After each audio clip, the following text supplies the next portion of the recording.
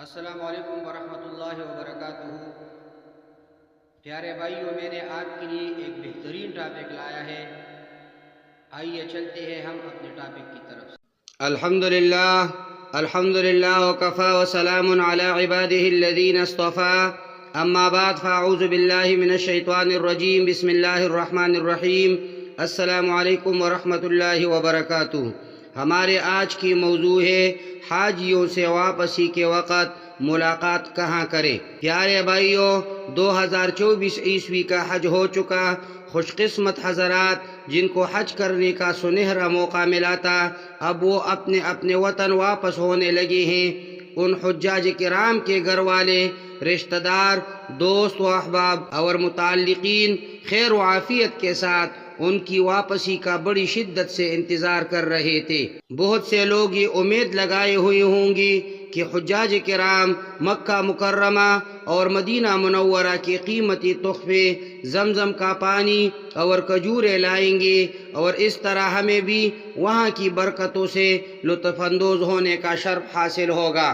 پیارے بھائیوں، حجاج کرام کی واپسی کے بعد بہت سے لوگ ان سے ملاقات کے لیے ان کے گھر جاتے ہیں، لیکن ان سے ملاقات کے لیے بہترین جگہ ان کے گھر نہیں ہے۔ آئیے آج ہم حدیث رسول صلی اللہ علیہ وسلم کی روشنی میں بتاتے ہیں کہ حجاج کرام کی واپسی کے بعد ان سے کہاں ملاقات کی جائے۔ پیارے بھائیوں، اصل بات شروع کرنے سے پہلے دو باتیں عرض کرتا چلوں۔ پہلی بات یہ کہ ہماری دعاؤں کے قبول ہونے میں ہمارے گناہ رکاوٹ بن جاتے ہیں۔ ہم بہت دعائیں کرتے ہیں مگر قبول نہیں ہوتی۔ وجہ یہ ہے کہ ہم گناہ پر گناہ کرتے رہتے ہیں اور توبہ کی فکر بھی نہیں کرتے۔ دوسری بات یہ ہے کہ حج ایک ایسی اہم عبادت ہے کہ اس سے حاجی کے گناہ معاف ہو جاتے ہیں، اور وہ گناہوں سے اس طرح پاک و صاف ہو جاتا ہے جیسے جب ماں کی پیٹ سے پیدا ہوا تھا تو گناہوں سے پاک و صاف تھا۔ چنانچہ رسول اللہ صلی اللہ علیہ وسلم کا ارشاد ہے کہ جس آدمی نے حج کیا اور اس میں نہ تو کسی شہوانی اور فحش بات کا ارتکاب کیا اور نہ اللہ کی کوئی نافرمانی کی، تو وہ گناہوں سے ایسا پاک و صاف ہو کر گھر واپس ہوگا جیسا اس دن تھا جس دن اس کی ماں نے اس کو جنا یعنی پیدا کیا تھا۔ تو چونکہ حاجی حج کی برکت سے گناہوں سے پاک ہو چکے ہوتے ہیں، اس لیے ان کی دعائیں بھی قبول ہوتی ہیں، کہ ان کی دعاؤں کی قبولیت میں جو گناہ رکاوٹ بنتے ہیں وہ معاف ہو چکے ہوتے ہیں۔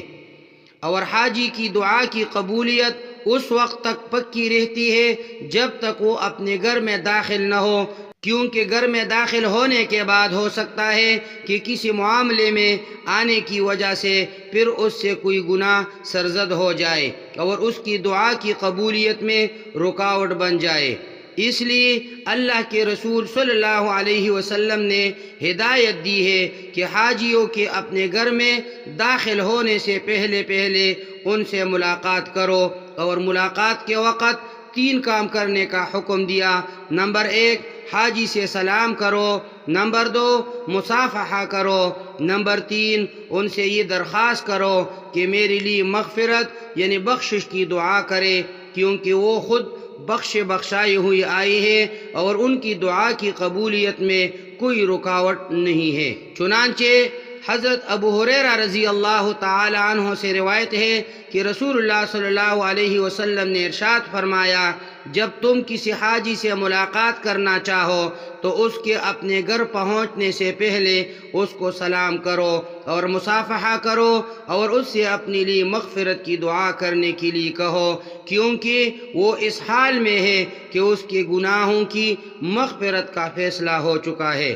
لہٰذا اس حدیث کی روشنی میں چاہیے کہ جب کسی حاجی کی واپسی کا وقت ہو تو ایئرپورٹ پر یا راستے میں کسی مناسب مقام پر جا کر ملاقات کر کے یہ تینوں کام کر لے۔ پیارے بھائیوں، ہم لوگوں کی عجیب صورتحال ہے کہ جب کوئی عازم حج سفر حج پر جانے لگتا ہے تب تو اس کو رخصت کرنے کے لیے گھر سے باہر دور تک یا ایئرپورٹ تک اس کے ساتھ چلے جاتے ہیں، مگر واپسی کے وقت ایئرپورٹ یا کہیں راستے میں ملاقات کے لیے نہیں جاتے ہیں، بلکہ اس کے گھر آ کر ملاقات کرتے ہیں، جبکہ ہم کو چاہیے کہ حاجی کے اپنے گھر میں داخل ہونے سے پہلے ہی کسی مناسب جگہ ملاقات کر لے۔ اللہ رب العزت عمل کی توفیق عطا فرمائے۔ اقول قولی ھذا استغفر اللہ لی ولکم ولسائر المسلمین۔